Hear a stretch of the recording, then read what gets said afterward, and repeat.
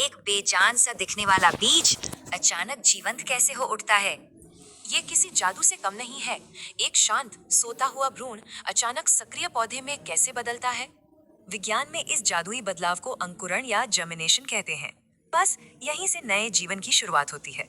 लेकिन बीज को जगाने के लिए 3 बाहरी चाबियां चाहिए। पानी, सही तापमान और ऑक्सीजन। इनके बिना कुछ नहीं।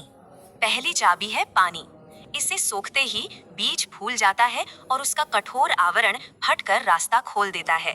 फिर आता है तापमान। ये संतुलन बहुत नाजुक है। ज्यादा गर्मी ऊतकों को जला देगी और ठंड विकास रोक देगी। और हाँ, अंकुरण में बहुत ऊर्जा लगती है, इसलिए बिना ऑक्सीजन के श्वसन प्रक्रिया पूरी तरह ठप हो जाएगी।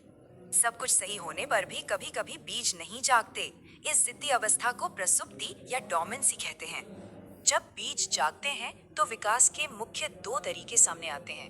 दोनों के अपने बिल्कुल अलग रास्ते हैं। मक्के में हाइपोजियल अंकुरण होता है। परांकुर ऊपर बढ़ता है, पर बीज पत्र सुरक्षित रूप से मिट्टी के नीचे रहते हैं। सेम में एपीजियल अंकुरण होता है।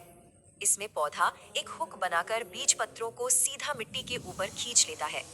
दिलचस्प बात है, मिट्टी के ऊपर आकर ये बीज पत्र हरे हो जाते हैं और अस्थायी पत्तियों जैसा काम करते हैं। मैंग्रोव का तरीका बिल्कुल अनोखा है। इनमें बीज जमीन पर गिरे बिना मूल पौधे पर ही अंकुरित हो जाते हैं।